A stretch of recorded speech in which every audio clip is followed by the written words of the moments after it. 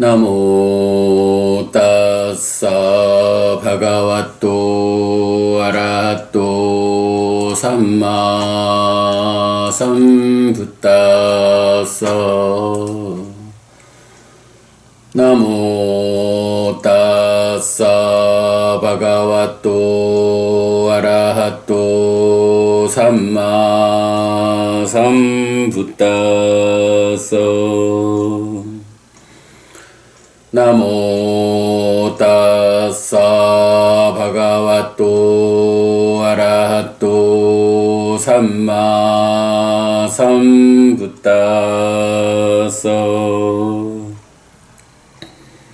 그분 세존 아라한 정등각께 절합니다.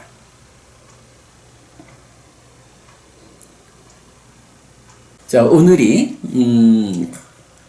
음력 4월 8일 한국 불교의 전통에 의하면 부처님 오신 날입니다. 사실 전체적으로 불교에는 두 개의 전통이 있죠. 부처님이 출현해서 한평생 살다 가신 그 인도의 중심을 두고 동남아 쪽에 전승되어 있는, 물론 지금 인도에는 세월이 지나는 사이에 거의 불교가 있다 하기 어려운 아주 소수 종교화되어 있지만, 그러다 보니까 그 인도에서 시작한 불교가 동남아 쪽에, 그래서 스리랑카, 태국, 미얀마 이 세 개의 나라를 중심으로 하는 동남아 일대에 전승되어있는 테라와다 불교가 있고요. 그런가 하면 이제 인도에서 서북 방향으로 진출해가지고 비단길을 따라서 중국에 전승되고, 그래서 중국을 중심으로 동북아에 전승된 이제 대승불교가 있죠. 이제 그러다 보니까 그런 전승의 차이에서 부처님 불교의 기념일에 대해서도 좀 차이가 생겼어요. 그래서 동남아 지역의 남방불교, 테라와다 불교의 전승으로는 부처님의 날과 가르침의 날과 상가의 날, 이래서 부처님의 날, 붓다데이라고 하면 외삭이란 말을 써가지고 음력 4월 15일이에요. 그러니까 오늘보다 일주일이 지난 다음 주 일요일이 테라와다 전승으로는 부처님의 날이다. 그리고 그로부터 2달이 지나면 이제 음력 6월 16일이 6월 15일이 담마데이라고 해서 이제 부처님께서 붓다데이 날, 사실은 붓다데이가 부처님이 태어나고 깨닫고 돌아가신 이 세 개의 사건이 하나의 날 4월 15일로 전승되거든요. 그래서 이제 그 가운데 부처님이 깨닫고 나면 녹야원에 가서 5 비구를 만나서 처음 법을 설하는 그 과정이 2달이 걸려요. 그래서 최초로 법을 설하신 날, 이 날이 담마데이, 가르침의 날이 되죠. 그래서 그날은 6월 15일이 되고요. 그런가 하면 이제 상가의 날, 제자들의 날이라고 지정된 날은 음력 1월 15일. 이렇게 해서 붓다데이, 담마데이, 상가데이라는 세 개의 기념일이 테라와다 불교의 전승에는 있어요. 그래가지고 그 중에 그 붓다데이, 부처님의 날이 부처님께서 태어나신 날이고 깨달으신 날이고 돌아가신 날이고 그래요. 자, 그런가 하면 이제 또 하나의 전승에서 대승불교, 중국을 중심으로 하는 동북아의 전승에 의하면 이제 부처님 오신 날, 출가한 날, 깨달으신 날, 돌아가신 날, 이 네 날을 각각 다르게 전승을 하죠. 그래서 부처님 태어나신 날은 4월 8일, 4월 조파일이다. 부처님 출가하신 날은 음력 2월 5일이다. 부처님 깨달으신 날은 음력 12월 8일이다. 그리고 부처님 돌아가신 날은 음력 2월 15일이다. 라고 해서 부처님 오셔서 출가하고 깨닫고 돌아가신 날을 각각 다른 날로 전승해서 1년에 4번의 기념일이 있는 거죠. 자, 이렇게 그러니까 남방 테라와다하고 북방 대승이 전승의 차이를 보여주고 있어요. 사실 우리는, 그러니까, 한국 붓다와다 불교 해피법당 근본경전연구회는, 남방의 전승을 따르기 때문에, 사실 우리 입장에서는, 기념일이 오늘이 아니고 일주일 지난 다음 주 일요일 4월 15일이 됩니다. 그러나 그래도 우리가 한국 사람이고 한국에서 불교 신자로서의 삶을 살기 때문에 모든 한국 사람들에게 부처님 오신 날이라고 기념되는 오늘을 그냥 넘어가기는 좀 그렇다라고 해서 한국 불교의 전승에 의한 부처님 오신 날을 오늘 기념하자라고 해서 이 시간 사실은 오늘이 일요일이기 때문에 우리가 아침 독성도 쉬는 날입니다만은 그래도 부처님 오신 날이라는 특별한 날을 기념해서 이렇게 기념설법을 하고 있다라는 거 말씀드리고요. 사실은 또 오늘이 8일이니까 포살일이기도 해요. 그래서 어제 공지하기만 해도, 그러니까 어제의 공지로도 6시에 시작해서 한 30분 제가 기념설법을 하고 40분에 포살의식을 진행하겠다라고 공지를 해드렸는데, 생각해보니 또 그거 아닌 것 같아요. 사실 우리가 포살을 준수하기 위한 포살의식, 포살일이라는 게, 보름에 3번씩 찾아오는 일상적인 신행이다 라고 한다면, 부처님 오신 날이라고 하는 오늘은 사실은 굉장히 특별한, 어찌 보면 좀 더 상위에 랭크되어 있는 축제고 기념일이지요. 그러면 이럴 때 보면 좀 더 낮은 어떤 일들과 좀 더 상위에 있는 일이 있을 때, 두 개가 겹칠 때는 두 개를 같이 하지 않고 좀 하위의 일은 상위의 일에 포함해가지고 생략을 한단 말이죠. 그래서 그렇구나, 오늘은 포살을 해야 하는 날은 아니구나 라고 생각이 되어서 오늘 포살은 의식을 행하지 않을 겁니다. 네, 다음 일요일도 마찬가지 붓다데이 기념 법회만 이렇게 온라인으로 하고 포살의식은 진행하지 않게 그래야 될 거고요. 자, 이게 이야기가 좀 길었습니다만은, 자, 오늘 부처님 오신 날입니다. 그러면 부처님 오신 날을 우리가 어떤 관점에서 좀 보아야 할까라는 이야기를 해보겠습니다. 사실은 우리가 부처님이라는 스승이 계시고 우리 교주가 계시기 때문에 무언가 부처님에 대한 이야기를 하자면 부처님의 삶에 대한 이야기를 하나의 관점으로 보는 거. 그래서 사실은 이제 다음 주 붓다데이가 되면 부처님이 오신 날이고 또한 깨달으신 날이고 또한 돌아가신 날이다. 그렇다면 부처님은 어떤 의미를 가지고 오셔서 어떤 과정을, 그러니까 어떤 목적, 어떤 과정을 거쳐서 깨달으셨고, 그리고 깨달으신 이후 부처로서의 삶을 어떻게 사시다가 돌아가셨을까? 돌아가신 이후에는 어떤 현상을 남긴 것일까?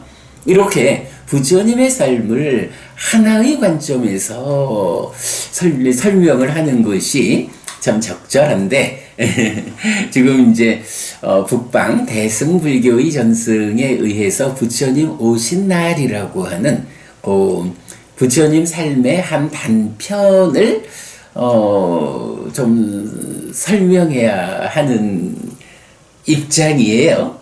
그래서 조금 좀 더 어렵기는 한데, 그래도 그 과정 이야기를 좀 해보겠습니다. 제가 작년에 출판한 책이죠. 나는 불교를 믿는다.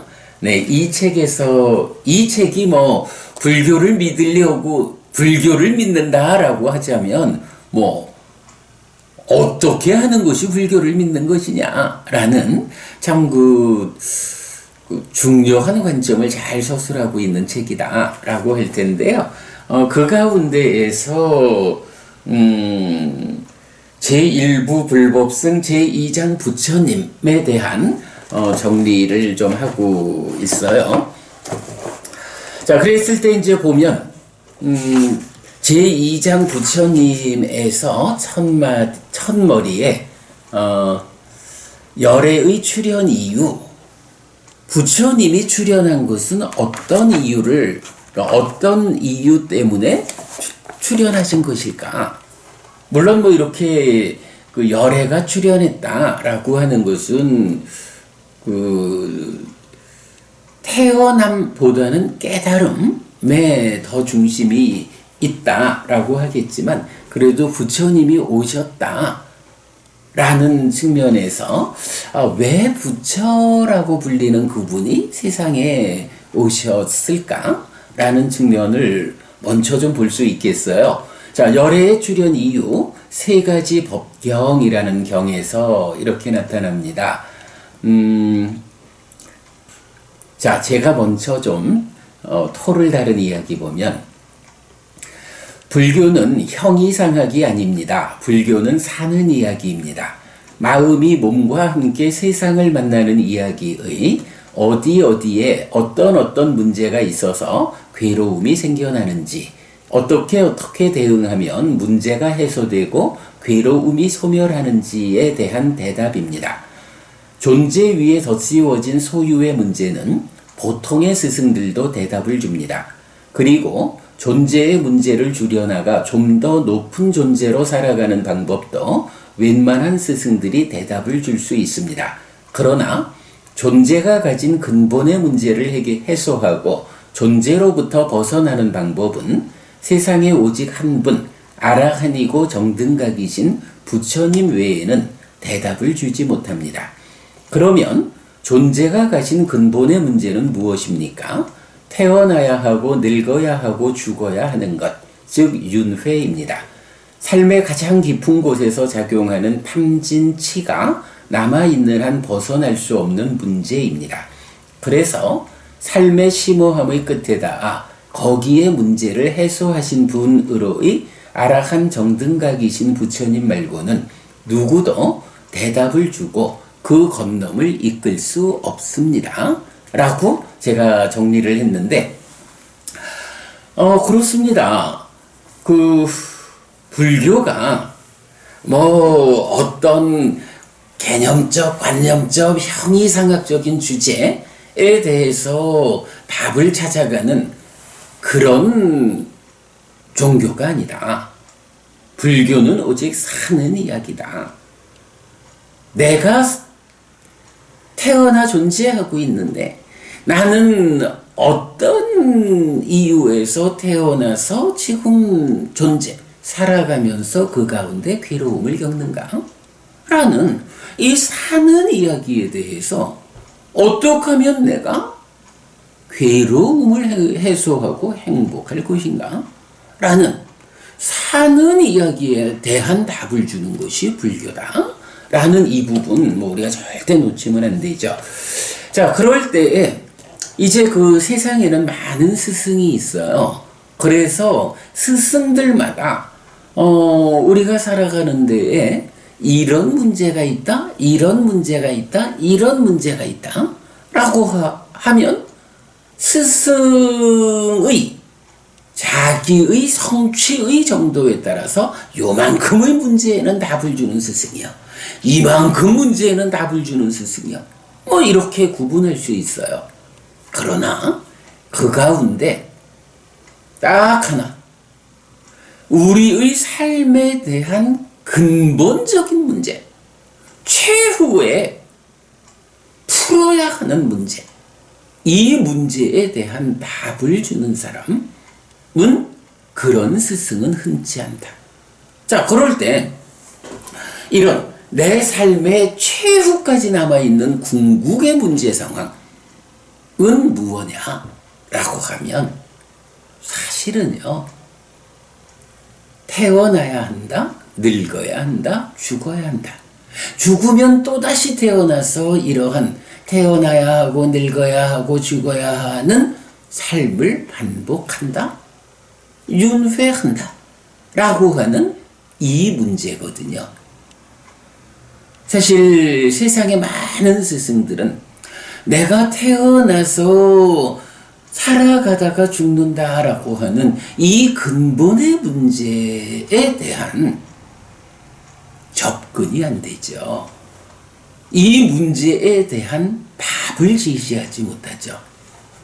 그러다 보니까 그냥 무언가 어떤 설정된 관점에서 나라는 존재가 태어나서 살아가는 그 가운데 삶의 과정에 수반되는 문제들에 대해서 나름대로의 답을 제시하고 있지만, 이런 근본의 문제, 태어나서 늙고 죽어야 한다, 존재라는 이름으로 살아가야 하는 이 문제에 대해서 답을 찾지 못하고 그 답을 제시하지 못하니까 근본에 대한 답이 제시되지 않는 상태에서 현상적으로 드러나는 문제에 대한 답이 정답이 될 수 없는 이런 문제 상황을 보여주죠. 그럴 때에 오직 한 사람의 스승만이 이 근본적인 문제, 태어나고 늙고 죽어야 하는, 존재하는 것들의 궁극적인 문제 상황에 대해서 완전히 해석하고 완전히 해석되었기 때문에 설명하고 그 문제를 해결할 수 있는 방법을 제시하는, 이런 궁극의 문제에 대한 답을 주는 한 사람의 스승이 있다. 그가 누구냐? 바로 우리 스승 부처님이다. 근본부터 사실 그대로를 보완해서 설명하고 있고, 그 위에서 내 삶에 수반되는 모든 괴로움이 설명되기 때문에, 근본이 바르기 때문에 그 위에 있는 모든 문제들을 오직 사실 그대로 설명하고 사실 그대로의 해법을 제시해주는 유일한 스승이 우리 스승 부처님이다 라는 거. 자, 그런 관점을 보는 것이 열애의 출현 이후 세 가지 법경의 중심 주제죠. 자, 그래서 이제 세 가지 법경은 이렇게 말하는 거예요. 비구들이여, 이런 세 가지 법들이 없었다면 열애 아라한 정등각은 세상에 출현하지 않았을 것이고, 열애에 의해 선언된 법과 율도 세상에 유통되지 않았을 것이다. 어떤 셋인가? 생과 노와 사. 비구들이여, 이런 세 가지 법들이 없었다면 열애 아라한 정등각은 세상에 출현하지 않았을 것이고, 열애에 의해 선언된 법과 율도 세상에 유통되지 않았을 것이다. 비구들이여, 이런 세 가지 법들이 세상에 있기 때문에 열애 아라한 정등각이 세상에 출현하고 열애에 의해 선언된 법과 율이 세상에서 유통된다. 비구들이여, 이런 세 가지 법들을 버리지 못하면 생을 버리는 것, 노를 버리는 것, 살을 버리는 것이 불가능하다. 어떤 셋인가? 탐을 버리지 못하고, 진을 버리지 못하고, 치를 버리지 못하면, 비구들이여, 이런 세 가지 법들을 버리지 못하면 생을 버리는 것, 노를 버리는 것, 살을 버리는 것이 불가능하다. 라고 말해요. 그래서 열애하라한 정등각, 즉 우리 스승 부처님께서 세상에 출현한 이유가 뭐냐? 라고 하니 나의 삶에는 태어남과 늙음과 죽음이라는 항거할 수 없는 문제 상황이 있다. 이 문제를 풀어야 한다라는 하나의 목적 때문에 부처님이 출현하는 것이다. 만약 우리 삶에 이런 생노사라고 하는 문제 상황이 없다면 아마도 일반적인 다른 스승들도 우리 삶의 문제에 대한 정답이다라고 답을 제시할 수 있을 것이다. 그러나 이런 태어나서 늙고 죽고 죽으면 또다시 태어나서 늙고 죽어야 하는 이런 궁극의 문제에 대해서는 어떤 스승도 답을 주지 못했다. 그래서 바로 이 궁극의 문제가 내 삶에 있다라는 것 때문에 이 문제를 해결한 사람으로의, 이것을 해결한 스승으로의 열애 아라한 정등각, 우리 부처님이 세상에 출현하는 것이다. 바로 이런 생노사라고 하는 세 가지 법이 부처님께서 세상에 출현하는 이유다. 그리고 그 생노사라는 세 가지 법을 해소하기 위해서 왜 생노사라는 현상이 생겨나는가라는 근본 원인을 찾아야 했죠. 바로 탐진치라고 하는 이 세 가지의 근본 원인을 부처님 찾아내고, 물론 이제 이 경에서는 뭐 쭉 그러면 탐진치는 무엇 때문에 생겨나는가 해가지고 쭉 이제 길게 설명을 하고 있지만 뭐 경에 대한 자세한 공부는 뒤에 한번 보기로 하고요. 뭐 우선은 이렇게 태어나서 늙고 죽고 또다시 태어나서 반복하는 윤회해야 한다라는 중생들의 삶에 근본적인 문제 상황이 있다. 이 문제 상황을 해소하기 위한 것이 부처님이 출현한 이유다라는 거. 네, 그 부분을 정확히 하고 오늘 이야기 시작하겠습니다. 자, 그러면 이제 이렇게 태어나야 하고 늙고 죽어야 한다라는 문제 상황 때문에 부처님이 출현했다라고 하는 이 부분을 꺼내놓고 이제 부처님 가르침에 또한 출발 자리를 한 가지 또 알아보겠습니다. 제가 자주 말씀드리는 거지만 12번 상류따의 19번 우현경이라는 경이 있죠. 이 경에서는 참 결정적으로 이런 말씀을 하셔요. 인간으로 태어났다라고 하는 것은 우리가 전생에 몸이 무너져 죽을 때 무명과 가래라고 하는 것을 해소하지 못하고 죽어서 이제 인간으로 태어났다. 그래서 누구나 다 태어났을 때는 무명에 덮이고 가래에 묶여서 옮겨가고 윤회하는 중생이라는 현실 위에 있다. 그런데 이제 어떤 사람들은 이렇게 무명에 덮이고 가래에 묶여서 옮겨가고 윤회하는 중생으로 태어난 가운데 한평생을 살아가는 동안에 결정적으로 무명과 가래를 완전히 해소하지 못하고 죽게 되죠. 그러면 자, 무명과 가래를 완전히 해소하지 못하고 몸이 무너져 죽으면 죽은 다음에 죽었다라는 이 사건에서 어떤 현상이 뒤따르느냐 라고 할 때 부처님은 정확한 표현을 하죠. 몸으로 간다. 몸으로 간다. 누가? 몸과 함께 나를 구성해서 한평생 살아온 이 마음이 몸이 무너져 죽으면 몸 없이는 존재할 수 없는 중생이라는 제약 때문에 몸으로 간다.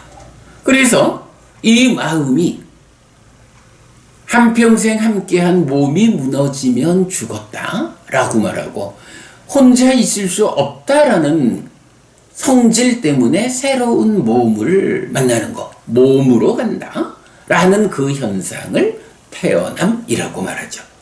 이게 뭔가요?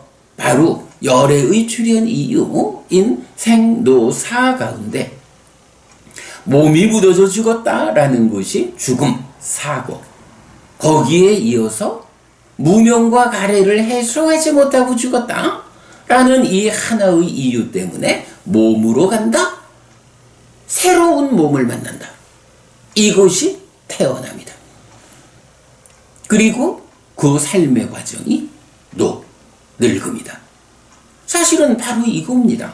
무명과 가래라고 하는 이 두 가지 원인을 해소하지 못하고 죽으면 몸으로 간다라는 이 한마디가 바로 인간들의 삶의 가장 근본의 문제, 궁극의 문제 상황인 생노사를 말한다.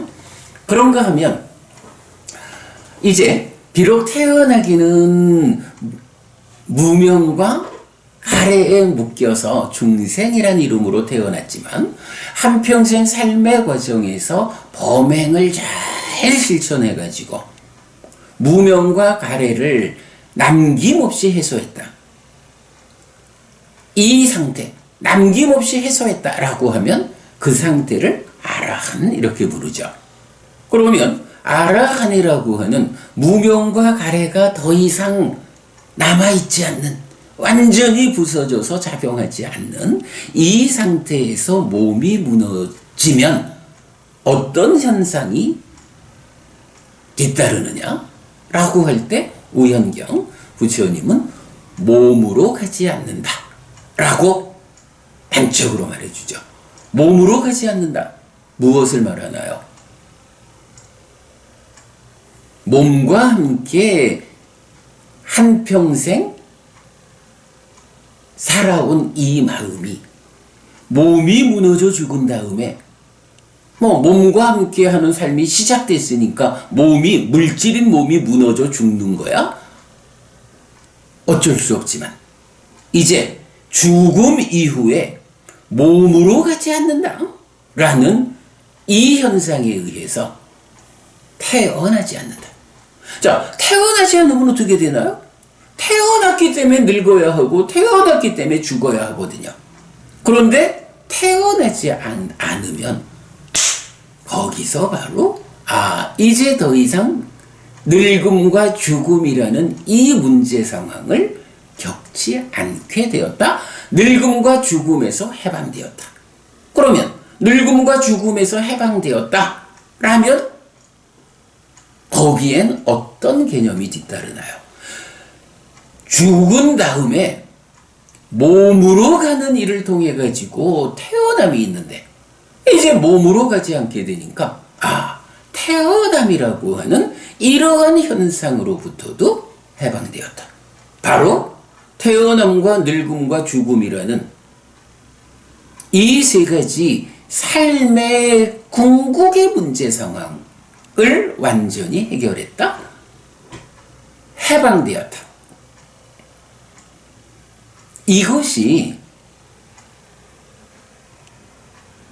몸으로 가야 하는 존재들과 몸으로 가지 않게 된 존재의 차이다. 몸으로 가게 되는 그 영역의 존재들을 중생이라고 하고 그 불완전한 존재 상태를 연기, 12연기에서는 바와 유, 존재라고 표현을 하고 있죠. 그러나 이렇게 더 이상 몸으로 가지 않게 된 상황. 이 상황은 아라한의 삶이고 최초의 아라한, 스승 없이 이런 현상을 성취하신 분을 열의 아라한 정등각 부처님이라고 하는 거고, 부처님에게는 더 이상 몸으로 가서, 그러니까 몸이 무너져 죽은 뒤 몸으로 가서 윤회를 반복하는 이런 현상이 뒤따르지 않는다. 거기에서 벗어났다, 해방됐다.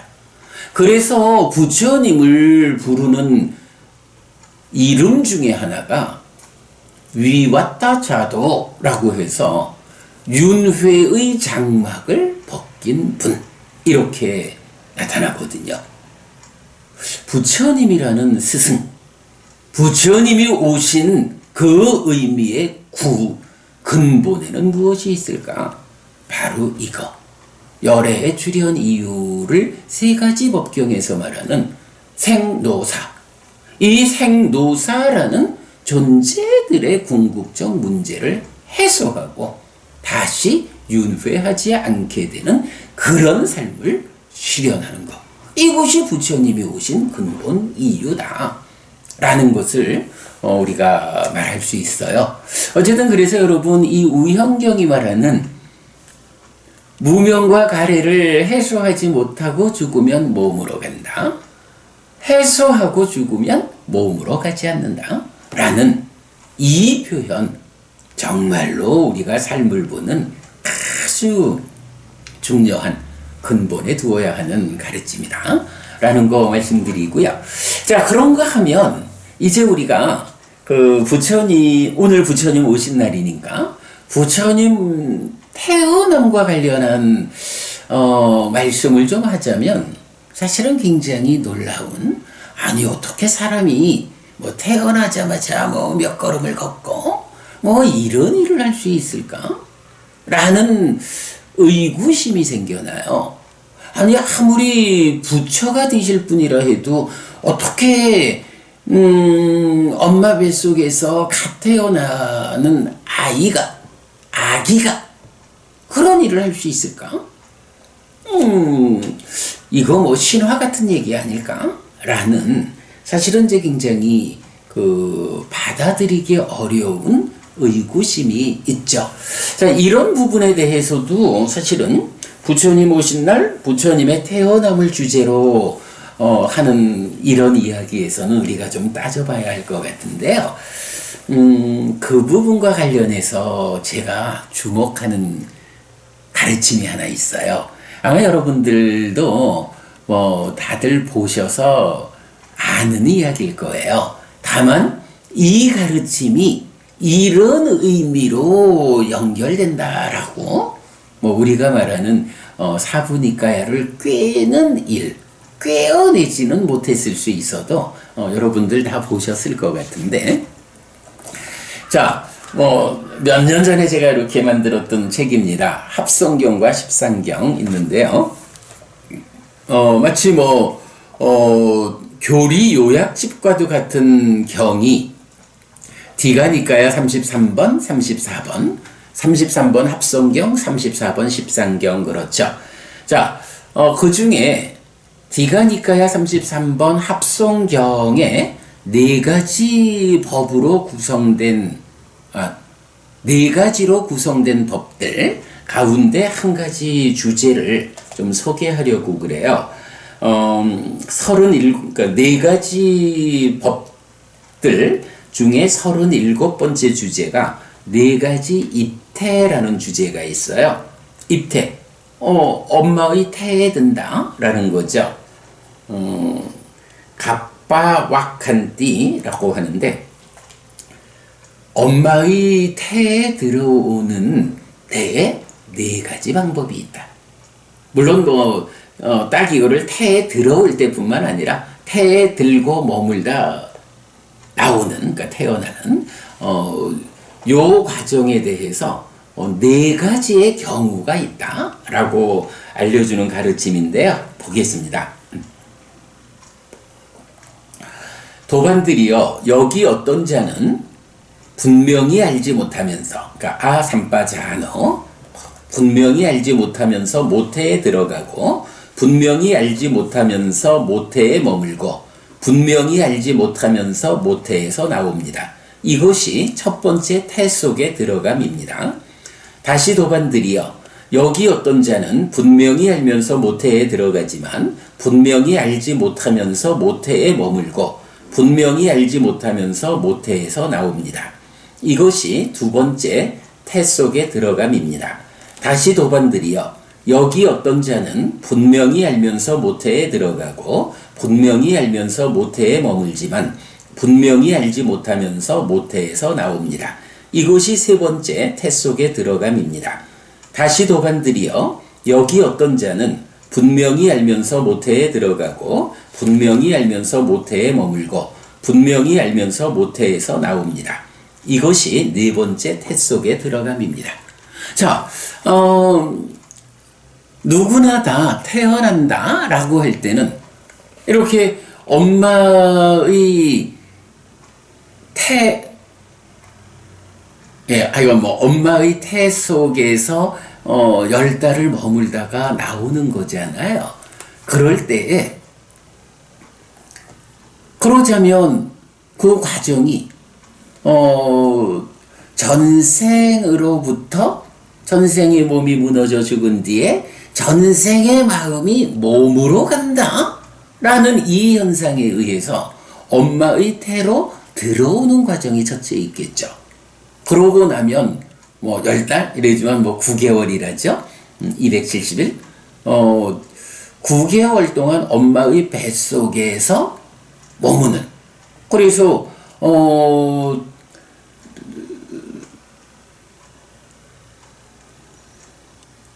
이제 몸이라는 측면에서는 정자와 난자가 결합하는 요런 아주 태초의 상태에서 분화를 거듭해 가지고 이 몸을 갖추고 세상을 만나서 살아갈 수 있는 몸의 조건을 갖추어서 나올 때까지 몸의 측면에서는 요 270일 동안 그 분화 성장의 과정을 엄마의 뱃속에 머물면서 거치잖아요.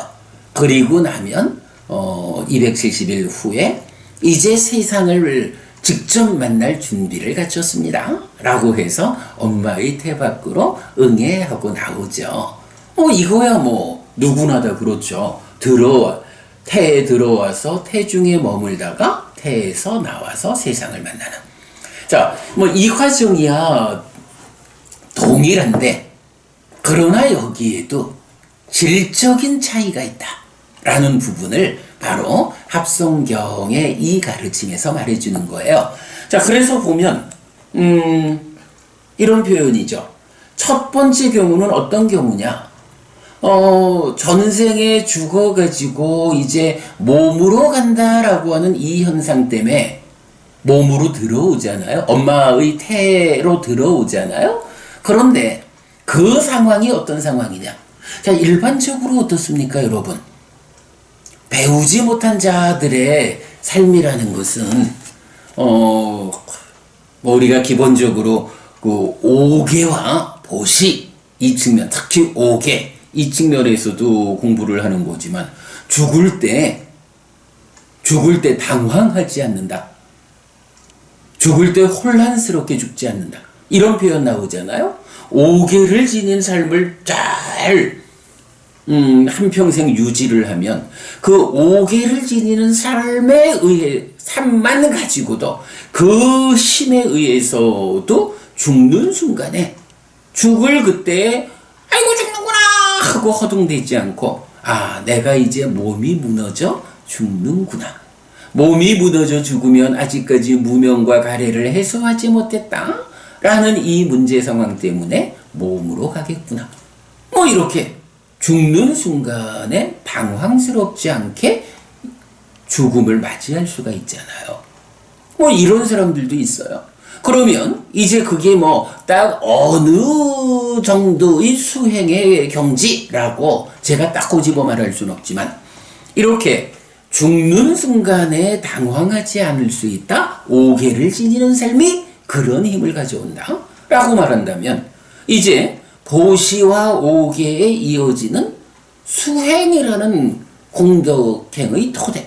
이 수행을 통해 가지고 삶이 많이 향상하면 거기에서 몸이 무너져 죽으면 몸으로 간다 라고 할 때 내 수행이 어느 만큼 향상되었느냐에 따라서 단지 죽을 때에 당황하지 않는다, 혼란스럽게 이성을 잃어버리고 죽지 않는다 라는 정도를 넘어서 가지고 이제 내가 몸을 내려놓았구나. 몸이 무너져서 몸을 내려놓고 이제 내가 한평생 지은 업의 힘에 의해서 이렇게 새 어머니의 태로 몸을 찾아가는구나 라고. 여러분 잘 생각해 보세요. 오계를 지니는 힘만 가지고도 죽을 때 당황하지 않을 수 있어요. 거기에 이제 사념처로 시작해서 사마타 윗바사나로 완성되는 높은 수행이 내 삶을 얼마만큼 이끌었느냐에 따라서 어떤 사람은 이제 몸이 무너져 죽은 뒤에 몸으로 가는 그 상황에서 내가 이렇게 새로운 어머니의 태에 든다 라고 알 수 있는 경지가 있겠죠. 지금 이 경에서 말하는 첫 번째, 이 경에서 그걸 말하죠. 자, 첫 번째는 들어올 때도 알지 못하고 들어오고, 들어와 머무는 때도 알지 못하고 머물고, 엄마 몸 밖으로 태어날 때도 알지 못하고 태어나요. 그게 첫 번째 사람이죠. 분명히 알지 못하면서 들어가고, 분명히 알지 못하면서 모태에 머물고, 분명히 알지 못하면서 모태에서 나온다. 그러나 분명히 이런 높은 수행의 힘으로 삶이 향상했다라고 하면 그 향상의 경지에 따라서 내가 죽는 순간 당황하지 않는 정도를 넘어서서 이제 이렇게 나의 업에 따라서 이 어머니의 태로 간다. 태에 들어오는 것을 스스로 알고 들어오는 사람이 있다. 라고 부처님 이래 말씀하시는 거예요. 그러나 이렇게 들어올 때는 전생의 공부의 힘으로, 수행의 힘으로 알았지만 이제 모태에 들었다라는 것은 어떤 의미예요? 이 마음이 전혀 새로운 몸과 만나서 새로운 몸이 성장하는 과정. 그야말로 세포가 분화하면서 사지가 생겨나서 또 뇌가 생겨나 활성화되고 이렇게 어머니의 뱃속에서 성장하는 과정은 사실은 새로운 몸과 함께하는 전혀 새로운 환경이잖아요. 그러니까 어떤 사람은 높은 수행의 경지를 통해서 들어오는 때까지는 알고 들어오는데 들어와서 머무는 그 상태에서는 그 알을 놓치게 된다. 전혀 새로운 삶을 만나서. 그러니 뱃속에 있는 상황을 분명히 알지 못하니 또한 밖으로 나올 때도 그러하다. 이게 이제 두 번째 사람이죠. 그런가 하면 이 사람이 전생에서의 삶의 그 수행의 경지가 아주 높아가지고 정말 높은 삶의 경지를 이루었다라고 하면 이 사람은 죽을 때 당황하지 않는 것은 말할 것도 없고 죽어서 새로운 어머니의 태로 간다. 몸으로 가는 상황도 알고 그 새로운 몸과 만났다라는 급격한 환경의 변화에도 불구하고 어머니의 태중에 있는 동안에도 내가 지금 어머니의 태중에서 이렇게 몸이 성장하고 있다. 여기서 마음, 식이라고 하는 거는 별반의 관점이 없겠죠. 아직까지 어떤 억지음이 진행되지 않는다? 이렇게 본다면. 그래서 몸이 성장해 가는 과정을 어머니의 태중에서 스스로 안다 하는 거죠. 그런데도 사실은 몸을 만난다라는 새로운 환경에 접하는 것보다 아마도 세상을 만난다라고 하는, 엄마의 태 밖으로 나와서 세상을 직접 만난다라고 하는 것은 어쩌면 더 어려운 일이다, 이렇게 보아야 할까요? 그러니까 수행의 힘이 아주 강해서 죽을 때 당황하지 않고 어머니의 태로 들어오는 것을 알고 태 안에서 몸이 성장해 가는 과정도 스스로 분명히 알지만 그 태어남에 대해서는 세상을 직접 만나는 그 순간에는 알지 못하는 이런 사람도 있다. 그러나 그만만 해도 얼마나 높은 삶의 경지일까? 이렇게 말할 수 있죠. 자, 그런가 하면 이제 네 번째 네 번째 입태는 어떤 경우냐? 이제 전생에서의 수행의 경지가 정말 높은 거예요. 정말 높은, 거의 마지막 한 번 쪼아주면 완성할 수 있는 뭐 이런 높은 수행의 경지에 오른 사람이 이제 몸이 무너져서 죽게 되면, 몸이 무너져 죽을 때 당황하지 않는 건 뭐 말할 것도 없고, 그 수행의 힘으로 어머니의 태로 들어가는 것도 분명히 알면서 내가 지금 이 어머니의 태로 들어가고 있다라고 알면서, 또 태중에 들어서 새로운 몸을 만나가지고 그 급격한 환경의 변화의 과정에서도 이 몸이 성장해가는 과정을 분명히 알고, 그리고 끝내는 이제 세상을 만나러 나오는 태어남이라고 하는 이 급격한 환경의 변화에도 불구하고 내가 이제 어머니의 태 밖으로 나오고 있다, 세상을 만나러 가고 있다 라고 그 과정까지도 분명히 아는 사람이 있다. 네, 이거 아주 주목해야 할 내용입니다. 뭐 일반적으로 70억의 인간이 있다라고 하면 70억의 거의 예외 없는 모든 사람들이 첫 번째 경우죠. 분명히 알지 못하면서 태에 들고, 분명히 알지 못하면서 태에 머물고, 분명히 알지 못하면서 태에서 나오는 이런 경우죠. 그러니까 우리가 정말로 볼 수 없는 경우 다 보니까, 누가 태에 들어가는 것을 알까? 누가 태 속에서 몸의 성장 과정, 세상을 만나기 위한 준비 과정을 안다고 할 수 있을까? 누가 심지어 세상을 만나러 태어나는 이 과정까지도 알고 태어난다라고 말할 수 있을까? 상상할 수 없는 이야기지만, 그래도 뭐 따지고 보면 부처님이 누굽니까?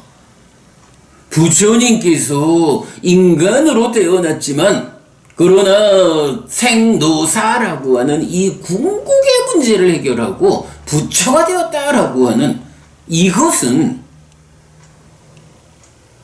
흔한 일이 아니죠. 마찬가지로 이렇게 부처가 되었다라고 하는 이 사건 자체도 정말로 에구, 어떻게 사람이 태에 들어가는 걸 알고 태중에 머무는 걸 알고 태어나는 거를 알면서 태어날 수 있을까? 그런 경우가?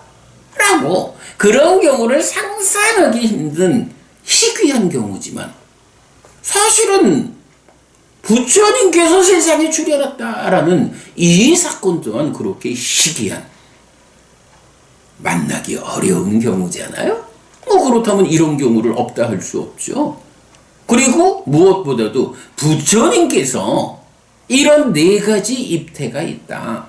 어떤 사람은 새로운 어머니의 태에 들고 태중에 머물고 태에서 나오는 이 모든 과정을 분명히 알면서 들어오고 머물고 나오는 사람이 있다라고 결정적으로 부처님이 가르쳐 주시잖아요. 그런 경우가 있는 거예요. 네, 부처님 오신 날입니다. 부처님 오신 날, 부처님의 태어남에 관한 이야기를 말씀드리고 있는데, 그 중에 부처님 오신 이유는 생노사라는 세 가지 법이 있어서 그렇다.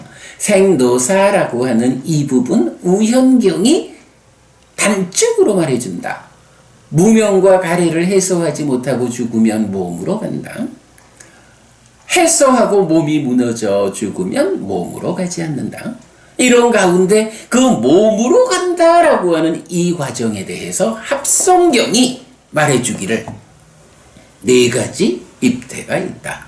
그래서 대개의 사람들은 분명히 알지 못하면서 태에 들어오고 알지 못하면서 태에 머물고 알지 못하면서 세상으로 나오지만 어떤 사람은 단계를 거쳐서 알면서 태에 들어오고 알면서 태에 머물고 알면서 태에서 나오는 이런 사람도 있다. 라는 내용을 보았습니다. 자, 다시 나는 불교를 믿는다로 오면 이제 부처님의 삶에 대한, 그래서 제가 시작하면서 부처님 오신 날만의 의미보다는 부처님의 날의 의미를 보는 것이 더 좋다 얘기를 했는데, 어쨌든 이제 그 중에 부처님의 탄생과 관련해서 설명하는 경이 하나 있어요. 마지막 니까야 123번 경이거든요.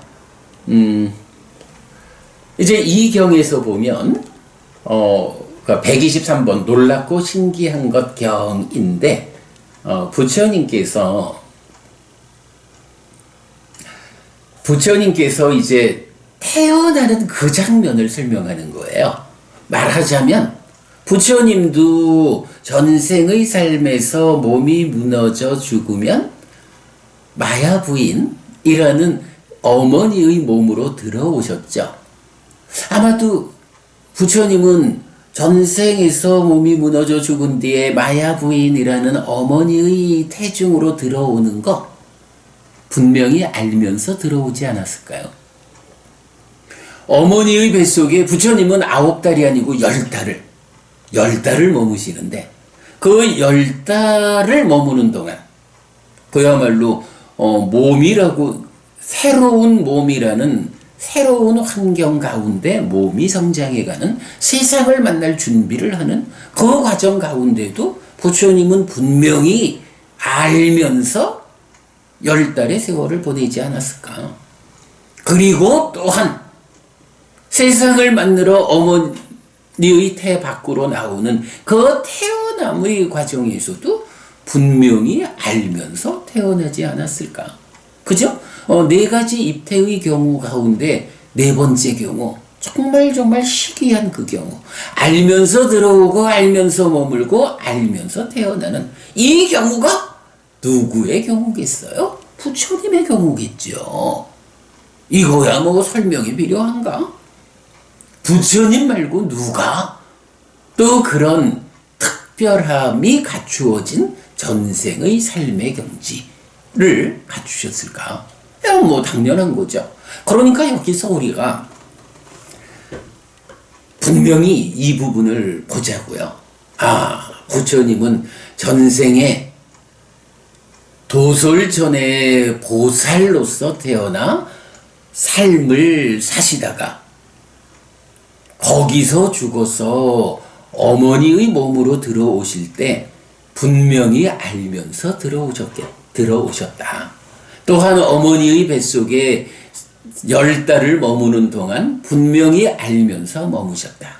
그리고 세상을 만나러 어머니의 태에서 나올 때도 분명히 알면서 나오셨다.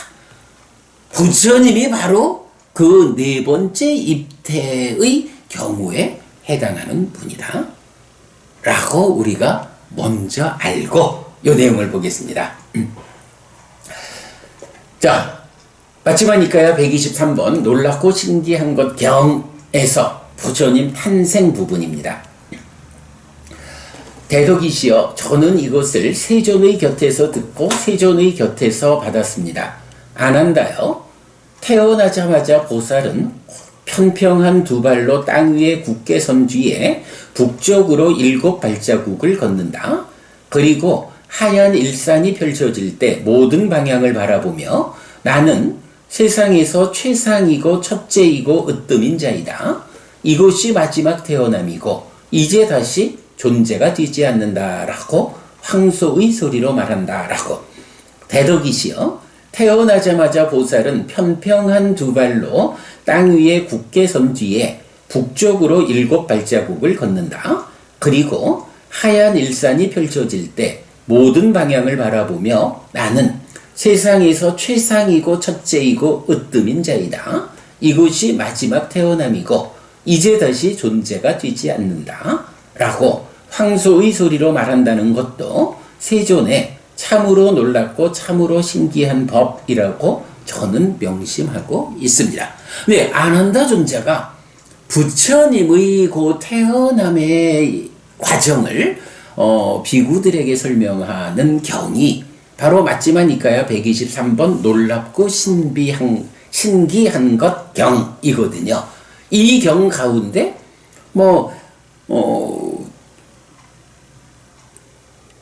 보살이 도솔전에 태어나는 전생의 삶에서부터 시작해서 쭉 그 삶의 과정을 설명하다가 이제 드디어 어머니의 태 밖으로 나와서 태어나는 장면을 요렇게 이제 아난다 존자가 묘사하는 거거든요.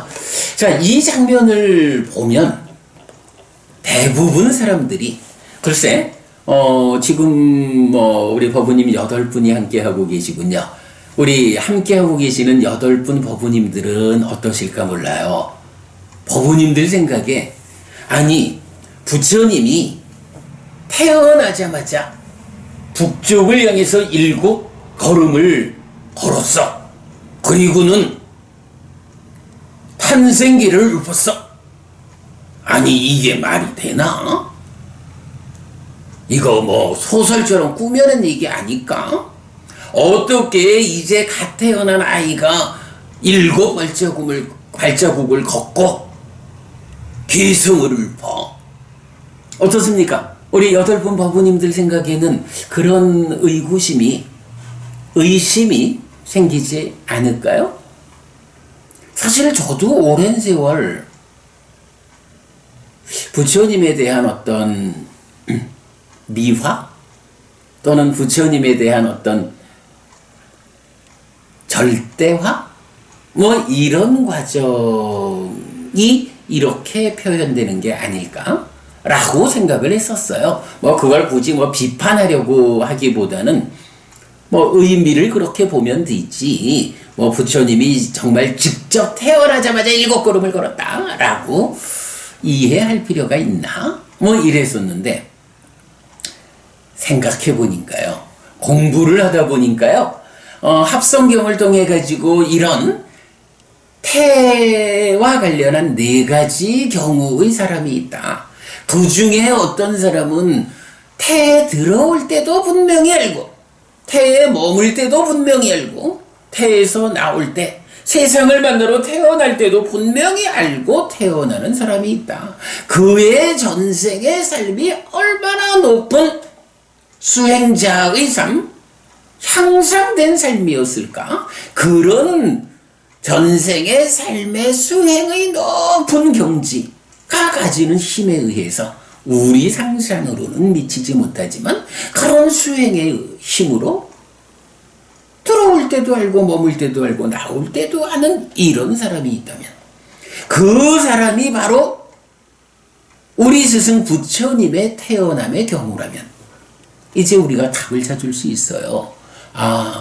부처님은 전생의 도솔전의 보살로서의 삶을 마치고 어머니의 태에 들어올 때 물론 그 전에 죽을 때 당황하지 않는다라는 거야 말할 거리도 아니고요.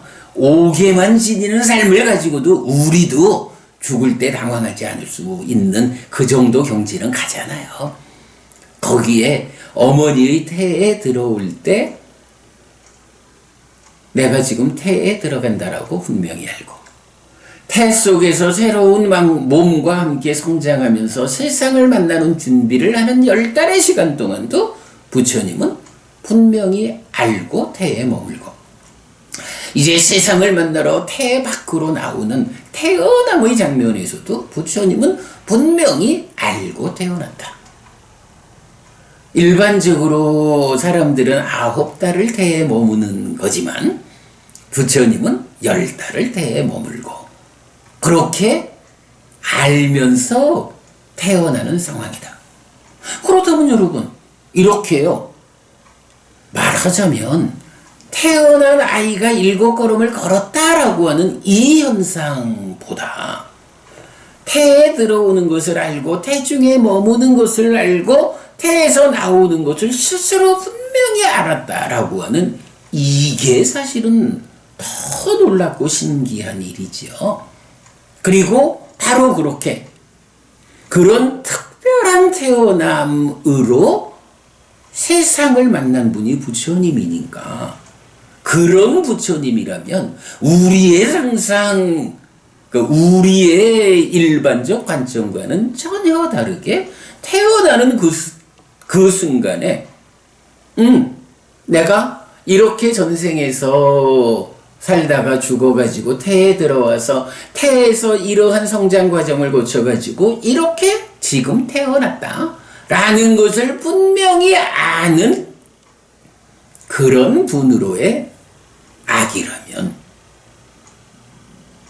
불쑥 일어나서 북쪽으로 7걸음을 걷고 탄생기를 읊었다라고 하는 것은 사실은 뭐 별로 신기할 것도 아니에요.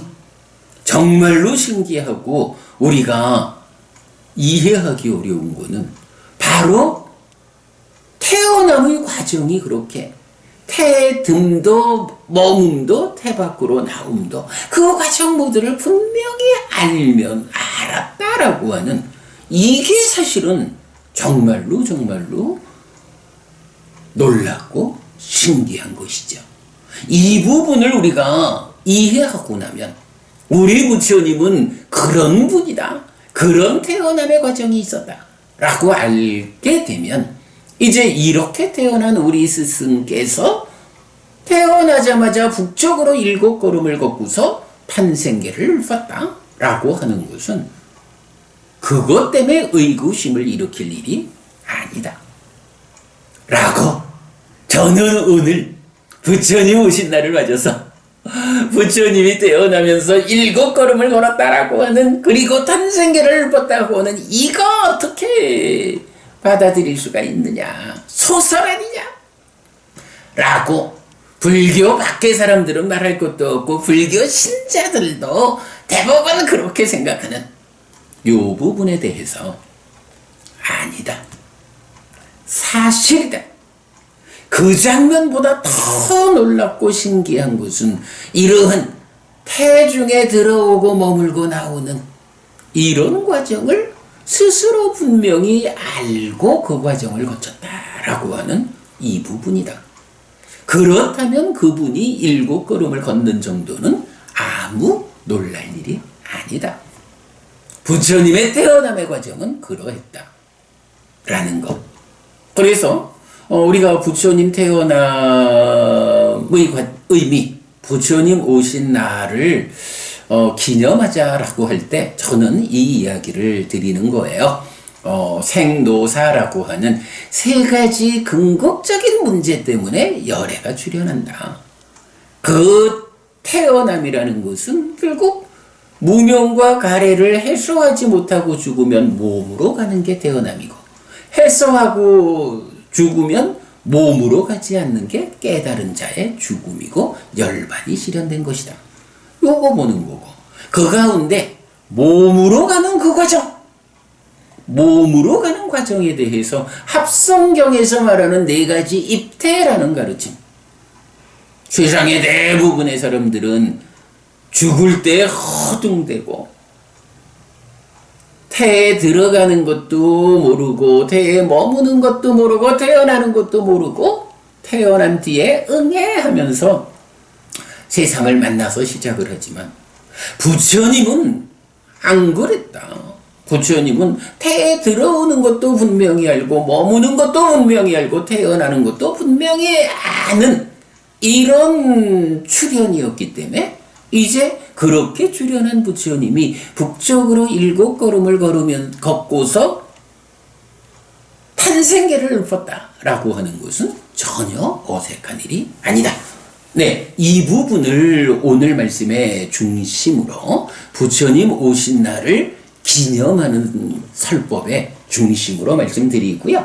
자, 그 다음에 이제 부처님 탄생계의 내용은 이래 되죠. 나는 세상에서 최상이고 첫째이고 으뜸인 자이다.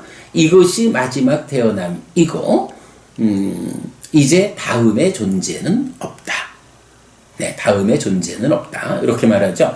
뭐, 요 의미야, 뭐, 오늘 설명드리기에는 이제 너무, 많고, 우리가 쭉 그 공부하는 내용이 바로 왜 부처님이 최상이고 첫째이고 으뜸이고, 그래서 이 태어남이 마지막 태어남이고, 다음의 존재는 없는가?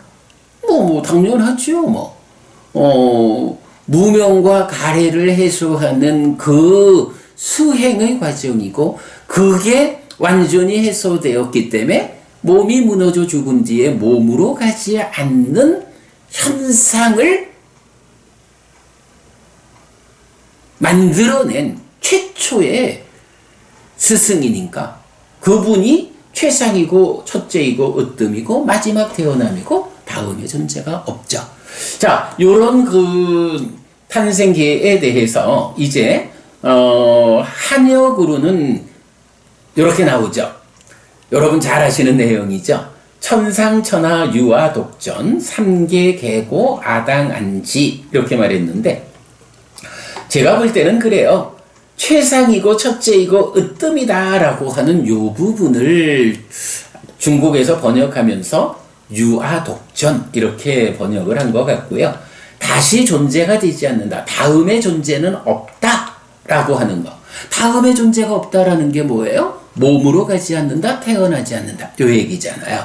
그러니까 삼계 계고, 욕계, 색계, 무색계라는 이 삼계에 속한 일체의 괴로움, 모든 괴로움을 아당안지, 내가 마땅히 편안케 하리라.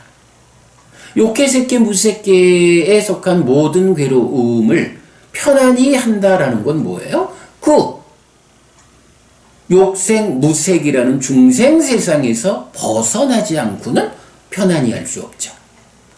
바로 이제 그 의미를 그대로 담고 있다. 그래서 사실은 공부를 시작해서 한동안은 저는 한역 탄생계가 니까야의 탄생계하고 어울리지 않는다. 이게 번역이 그렇게 적절하지 않은 것 같다라고 생각을 했었는데 이제 공부를 하다 보니까 그렇게 생각이 돼요. 아, 부처님이 세상에서 최상이고 첫째이고 으뜸이다 라고 하니까 세상이란 말을 천상천하 이렇게 번역을 했고 최상 첫째 으뜸이다 라는 말을 유아독전이라고 번역을 했구나. 그리고 마지막 태어남이다. 다음의 존재가 없다라는 것을 중생들의 삶, 욕계, 색계, 무색계에서 수반되는 모든 괴로움을 편안케 한다 라는 말로 번역을 했구나. 네, 하여간 직역된 상황은 아닌 것 같은데 그래도 그 의미를 따지면 한역 탄생계에도 그 니까야에서 부처님이 그야말로 이런 과정으로 태어나가지고 북쪽을 향해서 7발자국을 걷고 탄생계를 읊었다라고 하는 그 탄생계의 의미를 적절하게 잘 설명하고 있다라고 생각이 됩니다. 네. 오늘은 사실 저의 문제라기보다는 휴대폰 알람이 저의 수행 시간을 단락 지어주지 않아가지고 법당에서 하여간 제가 5시 40분에는 알람이 울려서 나와가지고 6시에 아침 독성 준비를 하고 이래 하는데 어떻게 오늘은 하여간 기계에 문제가 생겨서 30분을 수행을 더 하고 6시 6분에 나와가지고 부처님 오신 날 기념설법을 하느라고 시작이 많이 늦었고요. 그런 가운데 그래도 부처님 오신 날을 기념해서 이렇게 부처님 오신 그 과정, 그리고 부처님께서 이렇게 태어나자마자 7걸음을 걷고 탄생기를 읊었다라고 하는 이것의 현실성. 소설처럼 꾸며낸 이게 아니라 그 모든 과정이 경안에 있다. 그리고 어쨌든 부처님 오신 이유는 생로사, 윤회하는 중생의 궁극적인 문제를 해결하기 위해 왔다. 그래서 부처님을 부르는 명호 가운데 위 왔다 자도 윤회의 장막을 벗겨내신 분, 이런 찬탄의 말씀도 있다 라는 것까지 말씀드렸어요. 네, 부처님 오신 날입니다. 북방의 전승에 의한 부처님 오신 날을 맞아서 이렇게 부처님 삶 가운데 태어남에 집중해서 필요한 이야기 들려드렸고요. 이제 일주일이 지나면 음력 4월 15일이 되면 남방의 전승에 의한 붓다데이, 부처님 태어나서 깨닫고 돌아가신 3가지 사건이 함께하는 부처님의 날이 되지요. 그때는 또 그때대로 부처님의 삶을 꿰어가는 이야기 여러분 들려드리도록 하겠습니다. 그래도 오늘 이렇게 부처님 태어남의 과정과 관련한 좀 어려운 주제를 먼저 설명드리게 되어서 다음 주 부처님의 날을 맞아서 부처님의 삶을 개괄해 드리는 일이 좀 수월할 것 같습니다. 네, 여러분, 부처님 오신 날을 맞아서 아침 일찍 이렇게 우리가 함께 부처님 오신 그 뜻을, 그 의미를 새겨보는 시간 함께 했습니다. 네, 부처님 오신 날 맞아서 여러분 편안하시고 이익과 행복을 쌓으시기 바랍니다. 저는 오늘 오후 2시 반에 우리 그 박희애 법우님하고 특강을 하나 진행할 계획이에요. 지난주 특강 통해서 그 미국의 그 인공지능 관련 연구소에 계신 분의 요청으로 제가 인공지능과 마음이라는 주제로 특강을 했는데, 이제 그 특강을 보고 그분이 좀 추가적인 요청 내용이 있어서 요즘 제가 할 일이 많아가지고 오늘이 아니면은 언제 또 그 부분 답을 할지 모르겠어서 제가 박희애 법우님한테 좀 부탁을 드렸어요. 부처님 오신 날을 기념해서 우리가 특강을 해서 공부를 하자. 2시 반에 특강할 거고요. 글쎄, 이따 의논해서 방송을 할 건지 아니면 방송은 없이 그냥 동영상만 만들어서 동영상으로 공개해 드릴지 의논해서 하겠고요.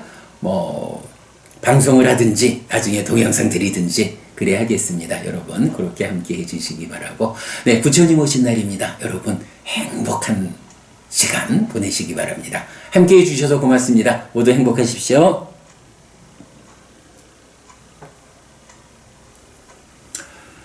네, 이게 시간이 참 30분만 하려고 생각했었는데 제 생각이 4가지 입대 이 부분에 의해서 부처님의 탄생이 소설이 아니다, 아주 현실적인 태어남이다, 이 부분을 설명드려야겠다라는 쪽으로 설법의 방향을 잡다 보니까 시간이 많이 됐군요. 벌써 7시 50분이나 됐는데, 네, 그래도 부처님 오신 날 맞아서 우리 아주 좋은 주제 함께 말씀 나눴습니다.